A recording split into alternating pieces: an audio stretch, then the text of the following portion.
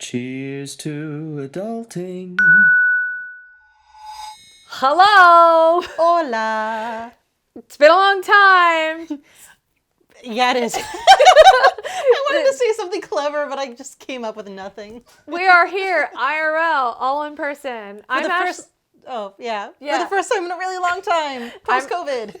I'm Ashley Barajas. And I'm the interrupting Abby Rosemarin. And this is Cheers to adulting. Well, that's got a nice ring to it, literally. It's like singing bells. I don't have enough alcohol for the rest of this episode. That might be a good thing. We might have to take a break. Yes, especially after last episode. Yes. Way to call me out, Abby. I am here to be the adult in the room. Yeah, and as you know from all the other previous episodes except for last episode, I like to stay hydrated with a seltzer or water or something not alcoholic, as opposed to last episode where I fell into a deep, dark hole. That's what she said.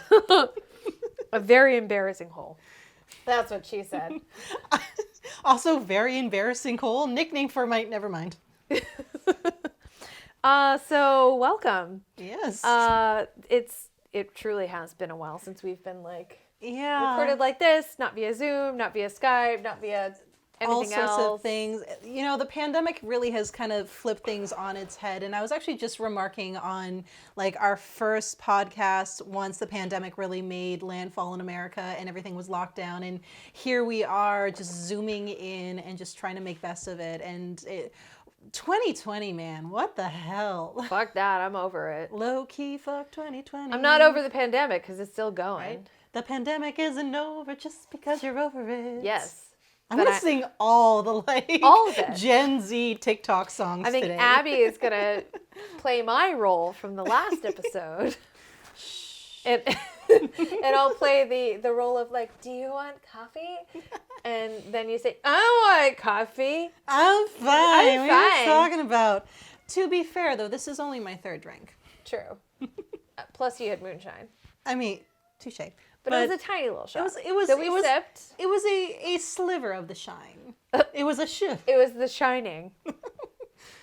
So, yeah, it's been a while. And now we're up close and personal. And we are going to talk about one of our boring episodes, but we're going to try and make it not so boring. Right. But very useful information as an adult. How to buy homes.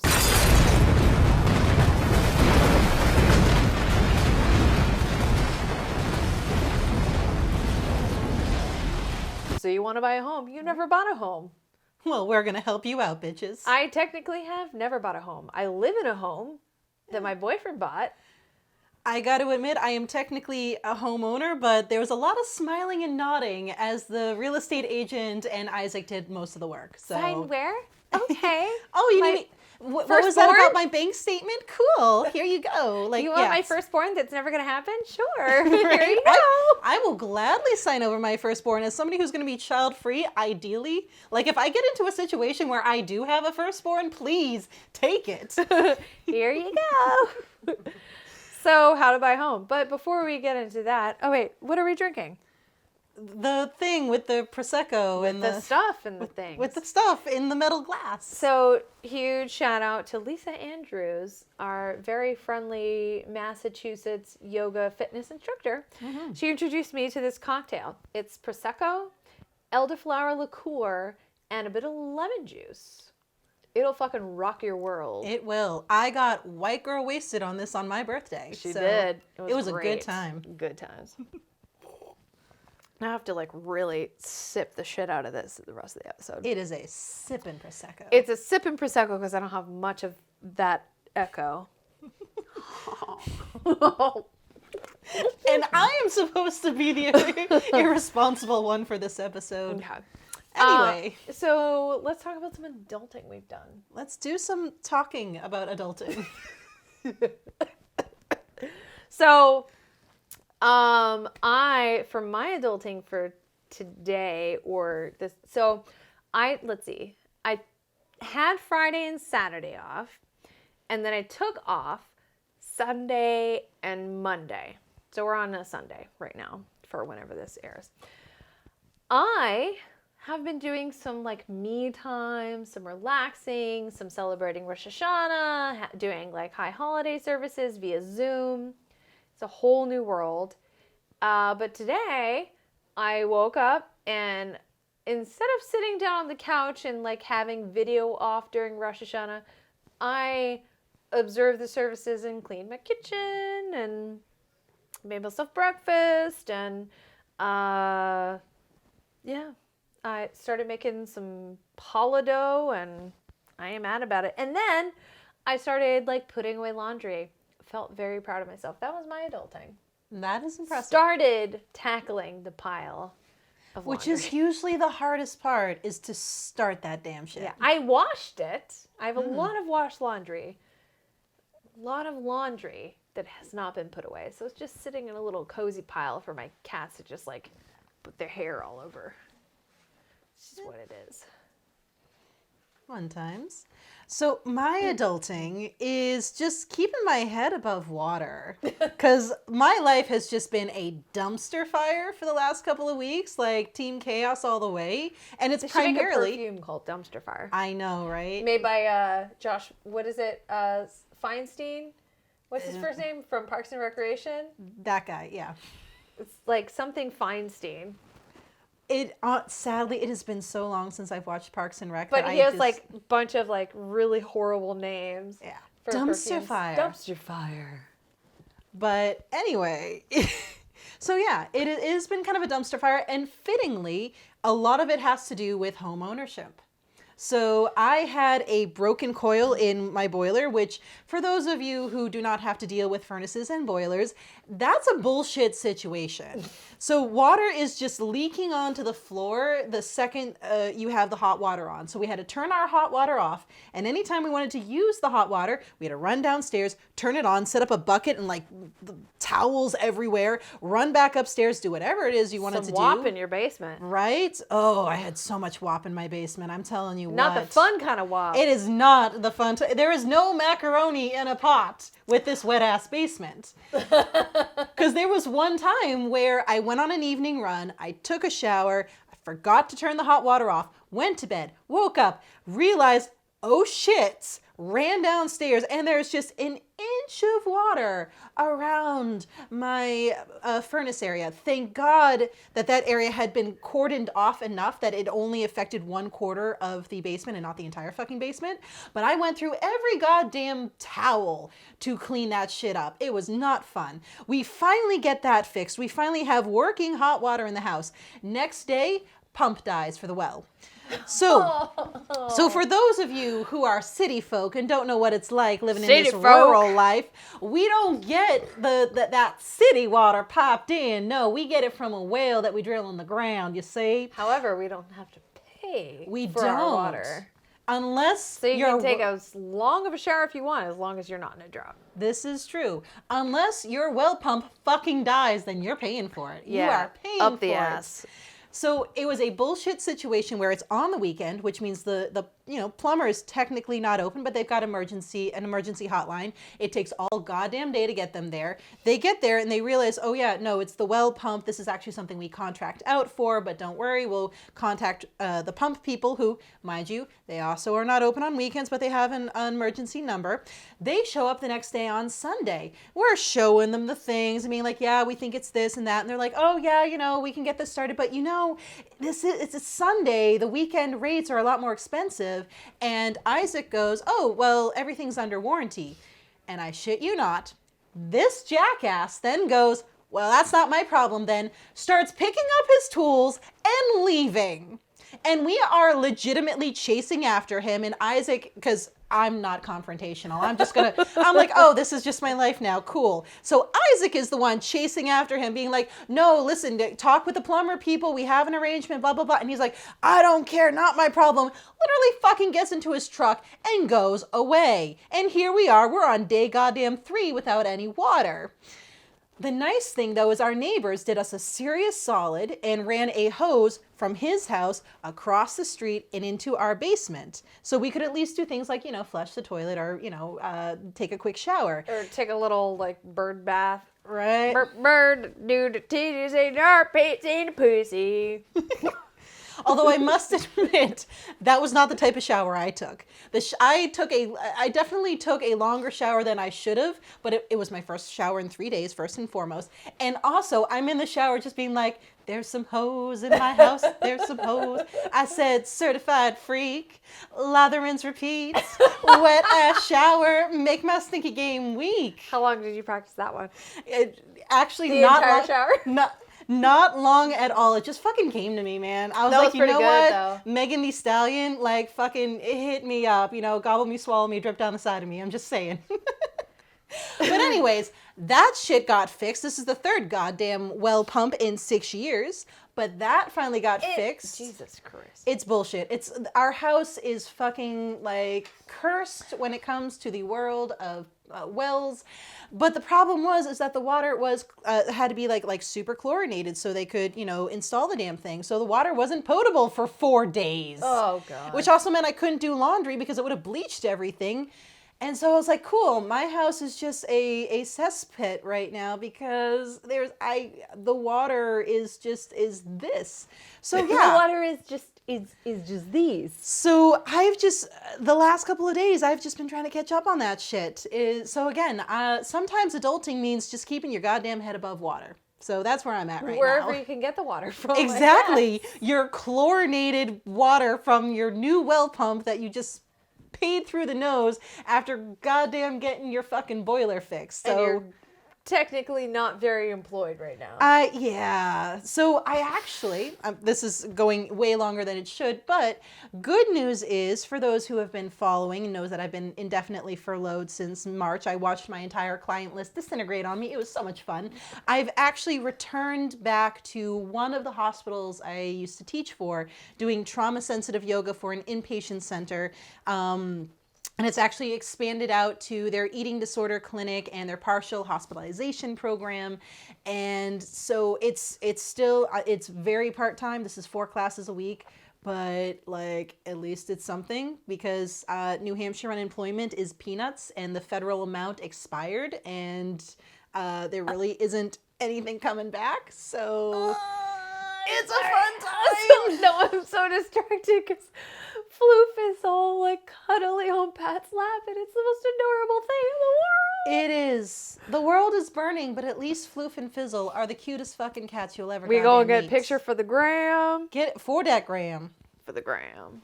Well, oh, I guess you can't zoom on portrait mode. Well, that's some bullshit. We're so cute. And I'm just going to take a picture of Fizzle hanging out on my lap. Yeah, we have all the because- cats right now. All the cats. All the cats. So yeah, that was my adulting. Home ownership, man. Now let me tell you about what you can do to buy a house so you can experience this amazing pleasure that I get to experience. So you want to buy a home. Right? Let us help you out. So first things first. Do Do you need some coffee? No, I will fucking stab you. So, first things first. So you're a normal human being. What's a mortgage? Might be an embarrassing thing to ask, but you might not know what a mortgage is. So we're going to do a little quotey quotes. A mortgage is an agreement between you and a lender that gives the lender the right to take your property if you fail to repay the money you've borrowed plus interest. Mortgage loans are used to buy a home or to borrow money against the value of a home you already own. I got that from consumerfinance.gov. So basically, next to no one can buy a house at cost right out of the gate. If you can, this is definitely not the episode for you, and also fuck you. Also, you're probably not listening to this. You're too busy having like champagne and caviar dreams. So Also good for you. You know, tomato. Eat So the rich. either or. So basically, if you don't have enough money, you get a mortgage, which is a type of loan. It's a mortgage loan is a type of loan that you get through a bank or whatever company. And yeah, that is, and I will talk a little bit about that a little bit later because Michael, my boyfriend, decided to go on a sort of like drunken speech about getting a mortgage and refinancing a mortgage. and he refused to come on the podcast. He was like, I'll just tell you what to write. So yeah, that's what a mortgage is. Haha. All right. So let's talk about real estate agents and whether or not you need one. So, do you legally need a real estate agent in order to buy a house? No. However, no, you don't need one. My house. But, however, it is a gamble. So, a real estate agent is basically this liaison. This is someone who's working on your side, who has your back in negotiations and can help you understand the complex lingo in contracts. Now, if you are in a place where you really don't need that, you could potentially venture out onto your own. But here are some of the things that a real estate agent can do for you. So the real estate agent can help you find homes that match your budget and needs. So the property search sites can give you a sampling of what's available, but you're going to have to really research whether the asking prices are justified based on comparable home sales in the area, and so on and so forth. The real estate agent's going to have more of an inside scoop. Likewise, the real estate agents can help dig up facts on the neighborhood, including the things that a seller might not necessarily disclose that could be important to you. I actually have an interesting story where one of my friends was about to close on a house, and they thought, neighborhood was great, blah, blah, blah. The real estate agent was able to find out that a child sexual predator was actually living next door. And as he had, or has, not past tense, he still has them, 3 kids. So he was like, oh, guess I'm pulling my fucking offer. As you can imagine, the seller wasn't exactly upfront with that information. Are you able to find out why they're a sex offender? Because if you pee in public, you're a sex offender. offender. No. This was a violent sex offender, as I would learn. This was not a I was 18 and my girlfriend was 17 and technically I'm a sex offender. No. This guy was a child. Yeah. You do the kind of person you genuinely do not want around your kids, no matter what. Likewise, a real estate agent can negotiate the offer, which includes the asking price and other clauses and contingencies in the purchase agreement. They can navigate the home inspection, negotiate repairs or credits with the seller. They can decipher that paperwork, all that legal jargon that can kind of go over a lot of people's heads. I always think there's a scene in the movie Neighbors with Seth Rogen where they're talking about things like escrows, and the real estate agent was like, I asked you if you knew what an escrow was, and you nodded and said yes. And it just, I always think of that scene because especially at that point. What's that in? Neighbors. That's when Seth Rogen, they have a house that's right next to a fraternity house or something like that. Yeah, exactly. Super hot and, exactly. Yeah. I mean, it's such a dumb movie. It's such a dumb movie, and my takeaway, I think it was because I was a first-time home buyer at the time when I was watching it, was I was basically smiling and nodding as the real estate agent was telling me stuff. So yes, I feel this. Likewise, they can also request and review seller disclosures. You might not know what to ask for or what sellers in your state are required to disclose. So there's a lot of good reasons to have a real estate agent. However, if you are somebody who, say, you are purchasing a home from a trusted friend or family member, if you have a specific home you want to buy and have a good idea of its value, if you have hired a experienced real estate attorney to walk you through the paperwork and offer you advice, if you have purchased multiple properties so you already understand the process, or if the seller is not willing to pay the commission for a buyer's agent, so that's also a big thing. Buyers actually don't pay the real estate agent commission fees. It is the seller, but the seller can refuse. And so if that happens and you don't want to pay it either, then not going at it with a real estate agent could be an avenue you go down. So again, in short, do you need one? No. Is it probably a good idea if the real estate world isn't your wheelhouse? Definitely. Funny you say that because it perfectly leans into. So fortunately for me, in this episode, our really good neighbor, he is a real estate agent, and he helped my boyfriend buy his second house, which is a rental property, and his lifelong dream is to become a slumlord. So he's helping him fulfill that dream. So he was fortunate. I was fortunate enough to have him write in things that you as a buyer should know, and he asked his other fellow fellow like real estate agents, like to, give some advice, even if you do have a home. Okay. So he said, sellers pay for your buyer's agent. Bada bing, everybody. How do you pick your buyer's agent? Did your husband pick your buyer's agent? Sit down and find out how they're going to work for you. How many homes do you view before you decide? My boss asks every buyer after each viewing if they want to buy their house. If they have lists of trusted vendors such as do they have lists of trusted vendors such as inspectors, lenders, cleaners, handy people? Buyers are liars. I was taught that the first week. After showing one couple over 15 homes over a 2-year period, I was told I wasn't working hard enough. You can fire an agent at any time if it isn't going well. They are told to manage your expectations. Are they? They can fire you also. Get yourself a lender and get pre-qualified before you see the first home. Be ready to buy. What if the house welcomes you? Your heart says, I am home, and you're still providing records to your lender. The next person that walks in will get the home. Write a letter to the owner and let them know how much of a genius they are, how you love the home, and who will get what room. Point out a design feature and tell them that you would have done the same. Letters work. Which is actually funny. I digress a little. I guess I'll just not be very specific. A friend I know, they are currently moving out of, as everyone is, moving out of New York. And they're looking to move to Connecticut.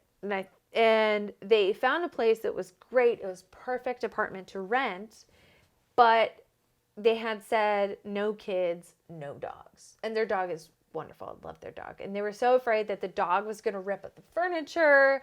They didn't want a kid. And their kid's, like 7? So they wrote a letter to the owner, and they were like, we are so great. Like, we were so blah, blah, blah, blah, blah. And finally, they were like, because of that letter, they were like, okay, well, you sound like normal people. Back to Brian's thing. So market is crazy low inventory. Homes are being under contract immediately.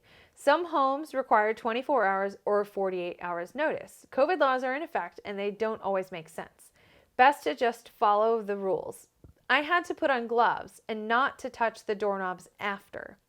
The home inside was covered in dog spit and had a sour milk smell. If it is gross, turn around and walk out. Watch out what you say to the listing agent, as they may have another home that will fit you perfectly. Thank them. If you smell cat pee and they don't have a cat, leave immediately. You do not want a methed up home. If you smell mold, there is mold. Trust your instincts. Not all agents are truth tellers. Though we teach ethics and require education, not all agents are equal. Ask questions. See how they answer them. Tell your agent if you like it, then you may change your mind. You cannot see 7 houses in one day in 3 states. Send a listing at 8 o'clock on a Saturday night will not guarantee you a tour to start at 9 on Sunday. Realtors are people. Yes, they are. Find out their availability. Are they a person you will work with? Or will they send you out with their new person? Ask them if they own a house, invest in real estate, work on home projects. Who is this expert? If they're new and you like them, give them a chance. If they want to be a success, they will treat you like a special family member. They want you to buy a home. They want you to be happy and tell 10 people. Buyer's agents work for free until they're paid at the closing table.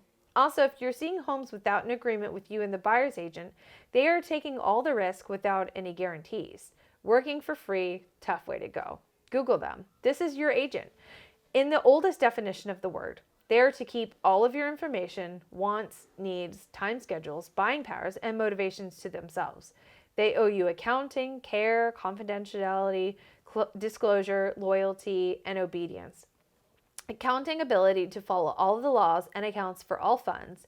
Care, best of their ability on all things. Confidentiality, tell no one, keep your business secret.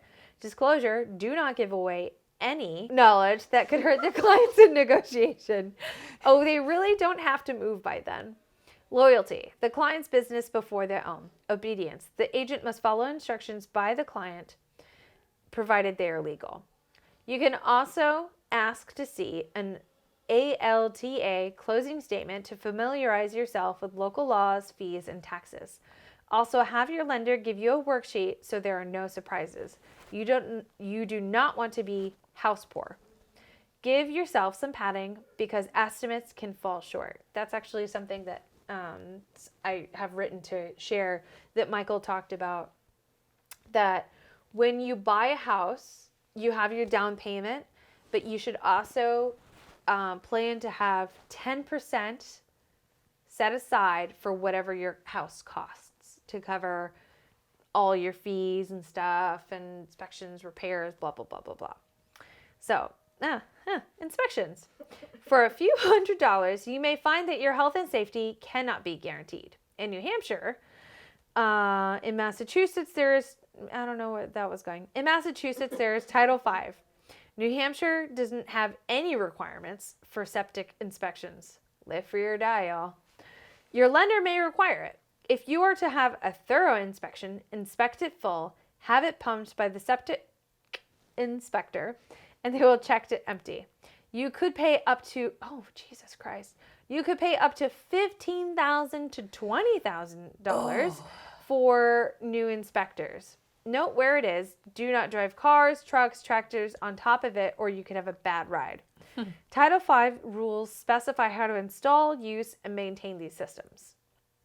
Inspection day is an expensive day for the buyer, but it can help show hidden issues.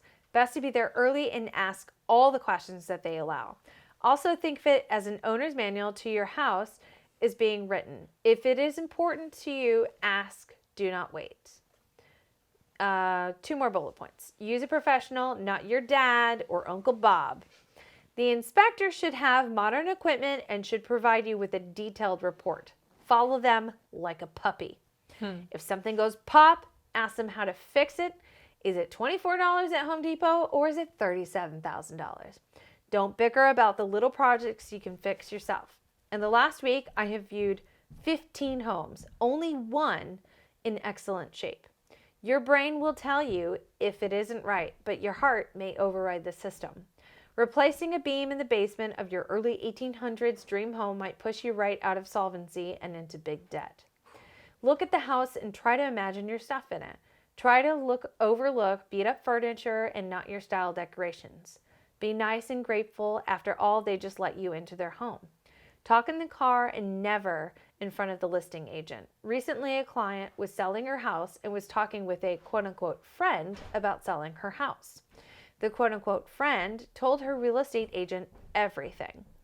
The real estate agent was nice enough to tell me that it had happened, but it did take out all of the bargaining chips because his so-called friend's real estate agent ended up buying the house. She knew how much the buyer is ready to accept. Loose lips sink ships. And that's from our friendly neighborhood real estate agent, Brian. Thank you very much for writing that. That was a lot of information. Also very, very helpful. Yeah. And that last point too about kind of just imagining the house with your stuff and your style. So my house, I remember I stepped into it and just immediately was like, oh, this is my home. However, the paint on the walls was ugly as fuck. And that's my entire house when we moved here. Oh yeah. Like it was like purple. Oh yeah. Like so ours, like it was like peanut butter brown Ew! hallway. It was so bad. Lime, like, or a pale green for the living room. Lemon lime flavored in one of the bedrooms. Like legit, like Sprite blew up in that. Pink and purple Mountain for the Dew, other one too. Probably, I would imagine. Or Mountain Dew or Sprite. You know, just it was ugly. Well, I meant the logo colors. Yeah. It was really just terrible colors, but it really was, you took a moment like, this can be painted over. Yeah. Like, before we move in, we can get this painted. And just the fact that I'm like, no, this is home. Like, that was what we leaned on. And yeah, we've owned that house 7 years now, and it is home. 7 years, really? It's not yeah, it hasn't. So 2013 is when we moved away from Nashua. So yeah, what 7? Well, you've had your home about as long as me and Michael have been dating. There we go. We bought a home. You guys got a relationship. You know. Yeah. Tomato, tomato. Right. Let's Hopefully see what's more important. I want to make like a well pump joke, but it's not forming properly in my head. So we're just going to move on to this extremely exciting topic, which is tax breaks with home ownership. I know everyone's got that WAP going on now. I was about to say, wop, wop, wop. Give me that tax break. Right? With some wet ass tax breaks. Anyways, so home ownership.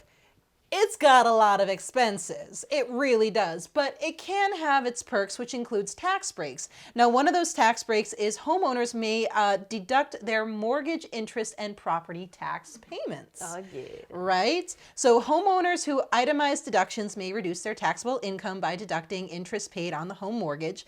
However, this is a bit of a caveat. Caveat with my caviar dreams and champagne wishes.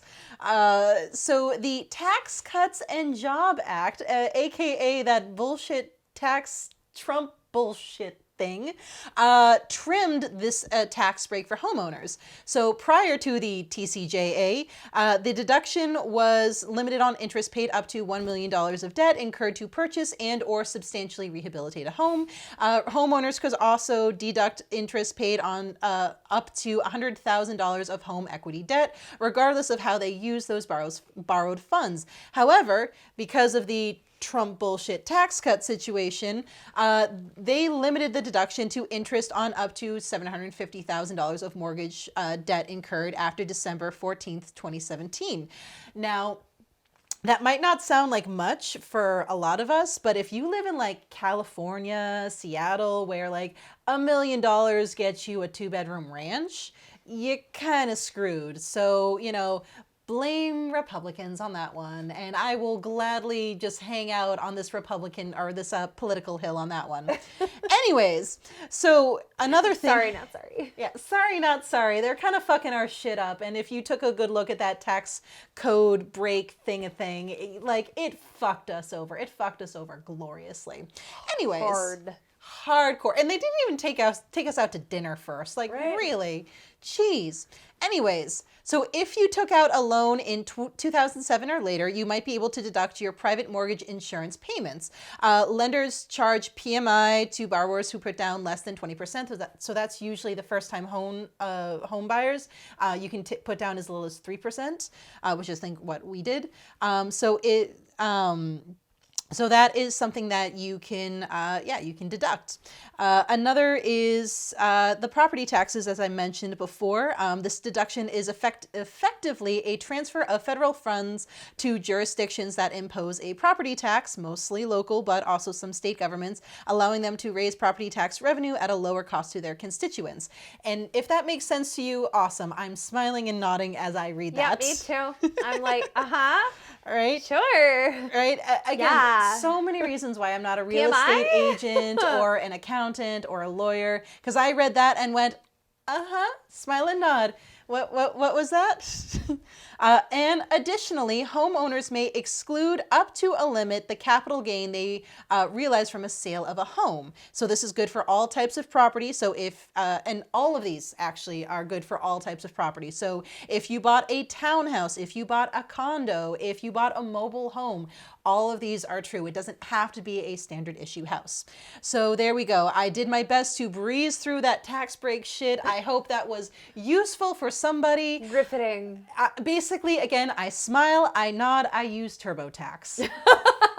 There we go. Oh, so funny. Speaking of tax break, well, it's not a tax break per se. Very quick. So if you didn't know, pretty much most towns, cities, offer a home purchase assistant program or first-time home buyer program. I know the city of Cambridge, city of Somerville, where I live in New Hampshire, city of Rochester, they all offer a first-time home buyer program if you fall within a certain income bracket. But it's not necessarily very high or very low that you wouldn't be able to. You just need to look at your town's website and see if you fall within that. So for example, this is actually the city of Rochester, New York, not New Hampshire, but it doesn't matter. Potato. Yeah. So for them, which is a great example, just picking whatever city. So their home purchase assistant program grant, it provides a down payment and closing cost assistance for first-time home buyers who meet program requirements. Grants are up to $3,000 are available for closing cost assistance who become eligible. And I would say that this is probably going to be pretty equal to what would be in other towns. Homes must be located in the city of Rochester, must be 1 to 4 family properties, must contribute $1,500 of their own funds, $1,500 if you didn't figure that out. They must live in the property for 5 years after closing. They must qualify for a conventional FHA, VA, or SONYMA mortgage loan. I don't know what that is. For at least $25,000. They must attend home buying, paraphrasing now. You have to attend like a program. But these programs that it's basically they're training you how to buy a house, which is great. It's good knowledge to have. For you going to this education program, they're giving you free money. So if this podcast wasn't enough for you to educate how to buy a home, which it probably wasn't, you should take this class. Eligible buyers must have a medium family income below 120%. Don't know what that is, as outlined by the U.S. Department of Housing and Urban Development. Smile and nod. Smile and nod. And program is compatible with most other grant programs, including Homebuyer Dream and blah, blah, blah. So yeah, look into if you are very serious about buying a home, look into your town that you're living or the town you want to buy in. As it said that it's compatible with other programs, you could look if you could take it in the town that you live in to buy into another town. So something to look into. There we go. So now let's talk about, now we've been talking so much about what to do to buy your first home. What if you would rather rent instead? So that is a huge question, is renting versus buying. And for the longest time, it was, no, without a question, you should buy. Now, ignoring the part where buying is just out of the question for a lot of people, especially people who are living in states with housing crises. What's up, California and Seattle and Boston? Hi. With your like $1 million 2-bedroom houses. What's up? Putting that aside, to rent or to buy is actually very personal. So again, it used to be that buying was always best, but actually it really depends on your living situation. So there are some questions you really need to ask yourself. The first one is, how long are you planning on living there? So again, selling a house is way more involved than breaking a lease. And a lot of people love to say like, oh, well, I'll just, I'll rent out my property, not realizing how involved being a landlord is. Like even if you contract it out to a leasing company, it is involved. This is way more than letting your lease expire or breaking your lease. So if you know that you're going to be moving around or you're not going to be in that area for a while, buying property might not be a smart move. Second, how much are you willing to fix on your own? So that's one of the really nice things about renting, is that if something goes wrong, you can ask the leasing company or the landlord to get it fixed. Now, this is also pushing aside the fact that sometimes landlords are not that reliable. Sometimes they, again, slumlords, not a fun time. Looking at you, Boston and Cambridge, and specifically my landlord when I was living in Cambridge. How are you doing today? But I'm also not going to say your name by name because I would fear retaliation. Hi. But also, fuck you. Yeah, but also like low Go key. fuck yourself. Low key, high key, go fuck off. Anyway, so, but when you own your own house, that is entirely on you. Again, coil in your boiler breaks. Guess who gets to fix that? Or That's guess who not gets an to... innuendo either. Oh, that I wish. Then I would be talking about literal WAP over here and not metaphorical WAP. Your well pump breaks. Again, guess who gets to make the phone calls and chase down the fucking technician as he decides that's not his problem and literally gets into his truck and drives away. I cannot with that situation. I'm still flabbergasted. It's been a week since that happened. I can visualize Isaac chasing this guy. Like literally just speed walking with this guy as he's like hightailing it out of here. Again, there are 3 things that you don't fuck with and you fix as soon as possible. Isaac. Well, I mean, you don't fuck with Isaac. You really don't. I love that man. He's got one of the sweetest hearts in the world. You cross him, you're dead. And I'm not even just being like, oh, you're metaphorically dead. Like, it's cool. I don't know where your body's going to be. And if you feel uncomfortable about a waiter wearing his mask correctly, and he will speak up for you. Oh, yeah. I sicked him on a waiter that was like wearing his mask not over his nose. And he's like, you want me to say something? Yes, please. Oh, yeah. So, quick digression. My birthday was last Thursday. We went to this lovely restaurant in Manchester, Firefly. Great outdoor seating that they did. They really accommodated. They have these way more than 6 feet. Oh, yeah. And they have these like wonderful little fake fires around so you're nice and warm and cozy. It was perfection. However, our waiter was doing the thing where the mask was below his nose and it was making all of us really uncomfortable. Anytime you come over, I'm like, put on my mask. Nope. Not And again, doing that. I am not confrontational. Somebody could be making me fucking miserable and I'm not going to say anything. It's like, oh, I guess this is just my life now. Isaac, on the other hand, was like, you want me to say something? I'm going to say something. Best part 2, waiter comes up and the first words out of Isaac's mouth is, you know the mask doesn't work when you wear it like that, right? And the waiter, the audacity of this bitch, goes, yeah. And we're just like, so he kind of avoids our table for a little bit. And every time he comes by, we like put our masks on. And eventually he puts his mask on correctly. And God bless Isaac, who covered the entire dinner. He took all of us out to dinner for my birthday, gave him a generous tip and wrote underneath it, thank you for putting your mask on properly. Now that's a little kill him with kindness right there, I'd say. But yeah, don't fuck with Isaac. But also, you don't fuck with somebody's heat, you don't fuck with somebody's electricity, and you don't fuck with somebody's water. If somebody does not have running water in their house and they say, oh, it's under warranty, guess what you do? Especially as a technician who's getting paid hourly regardless, go, cool, I'll do this, and then we'll figure out billing afterwards. And even if you're the goddamn owner of the company, like, that's a customer. You do the thing, you figure out billing afterwards. You don't go, cool, and leave them high and dry. Anyways, I digress. Let's get back to point number 3, which is what is the cost of rent versus the cost of a mortgage payment and property taxes. So, and also hidden costs like, well, now you need a lawnmower, now you need ladders, now you need certain fix-it gadgets that maybe you didn't need before. So a lot of people always, especially with rent in Boston, be like, oh, that's a mortgage payment, that's a mortgage payment.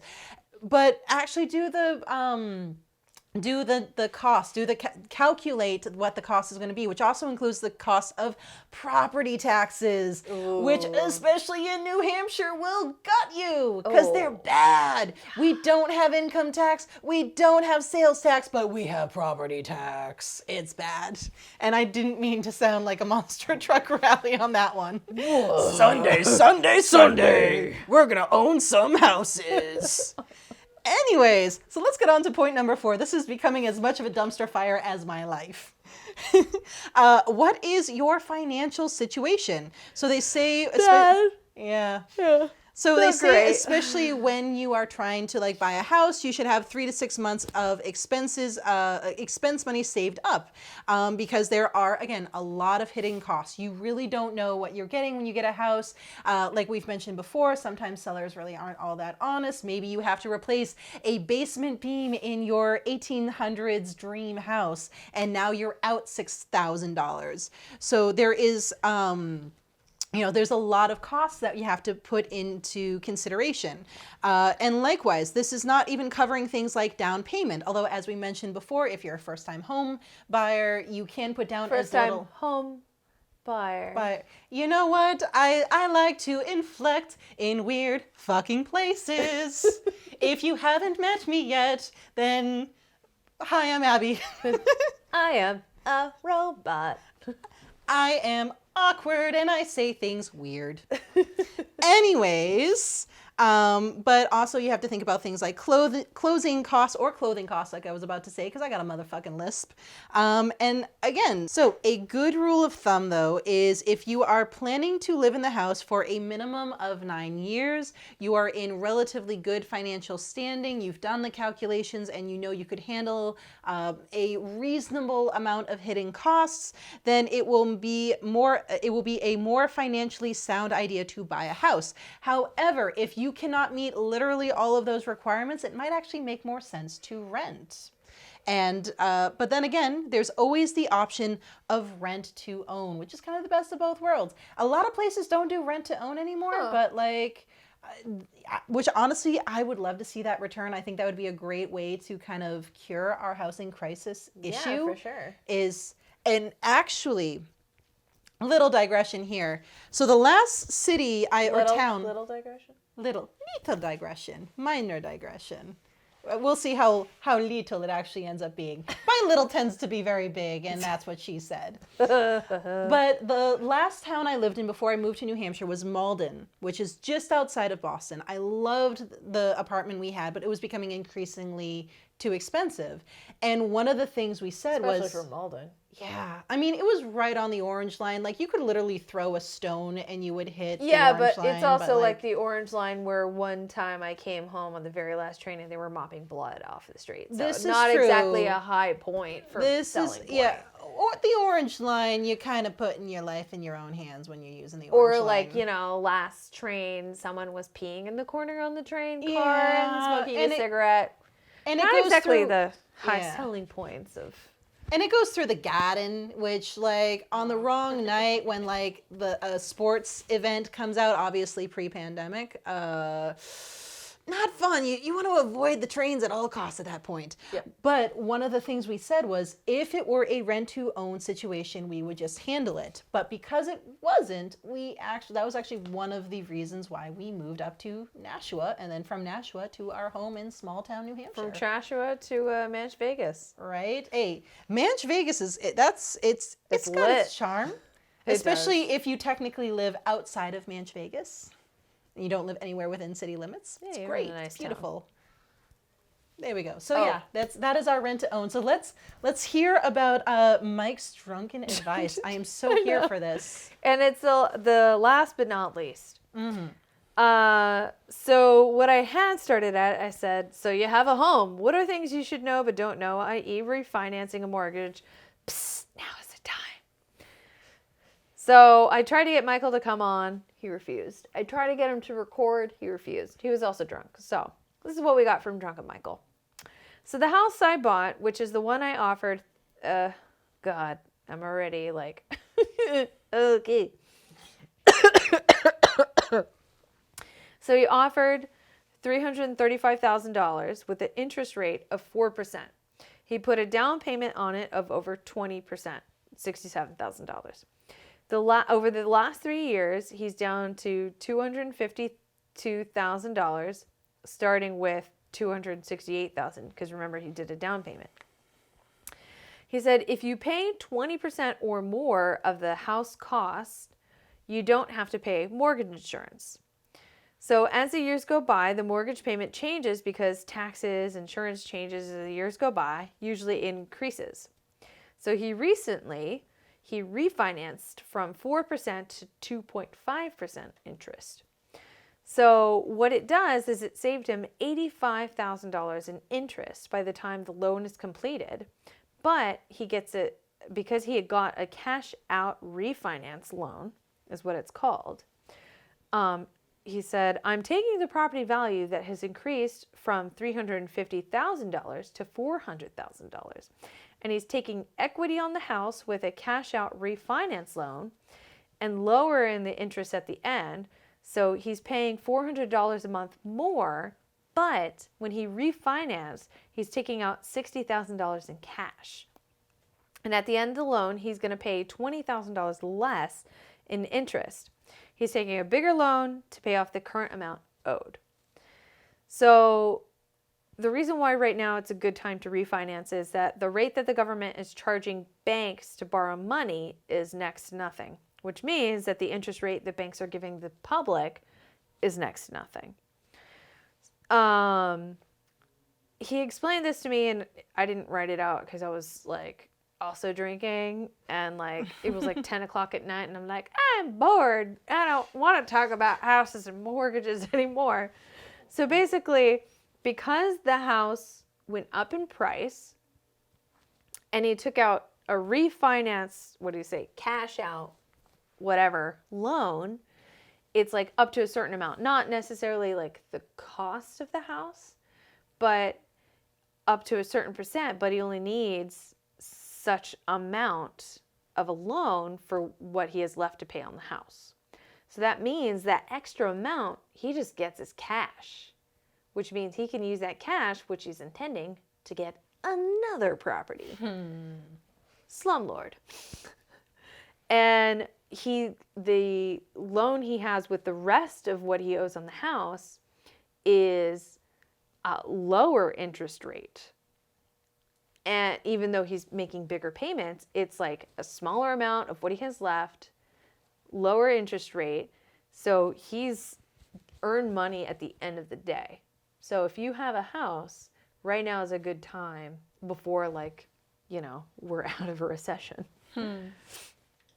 Another thing he said is, last thing, I said it before and I'll say it again, you should expect to have 10% of the house cost in cash or in your bank or whatever, not necessarily like bills, under your mattress.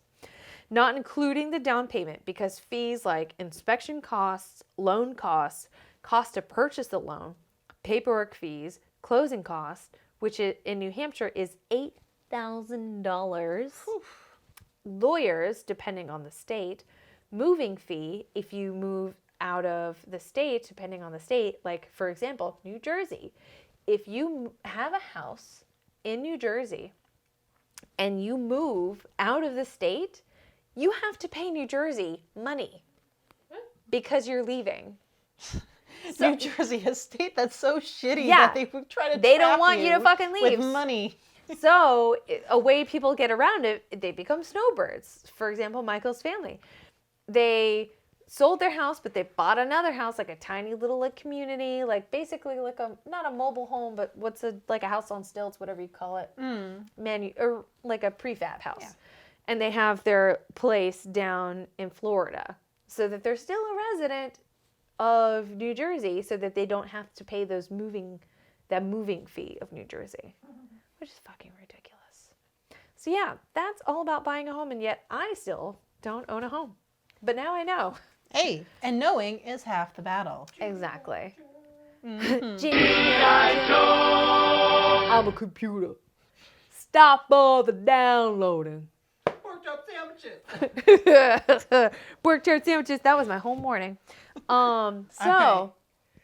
Thank you for coming to our little special educational corner of Cheers to Adulting, where we talked about buying a house. Right. It was a special type of dumpster fire, the kind that we just smiled and nodded and went, yeah, this makes sense to me.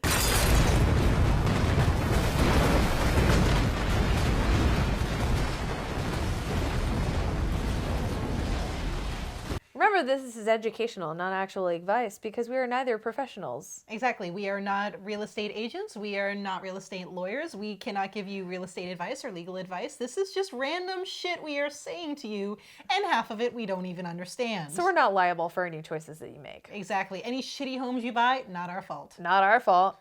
You want to buy a house that someone murdered someone in it? Go for it, but we didn't tell you to do it. When those ghosts come after you, it ain't our problem. Who are you going to call?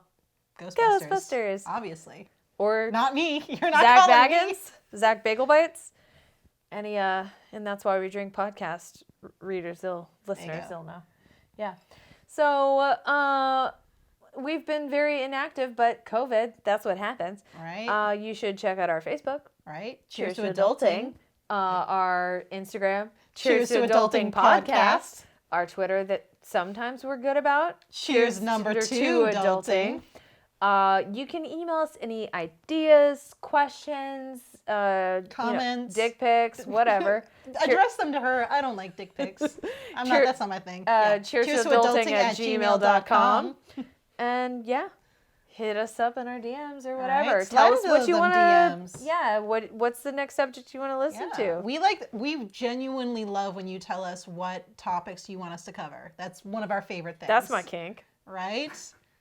No kink shame. I will service you guys as much as you would like. And cheers. Cheers. Shana tova to adulting. Yes. Oh, it's so good. Cheers to adulting.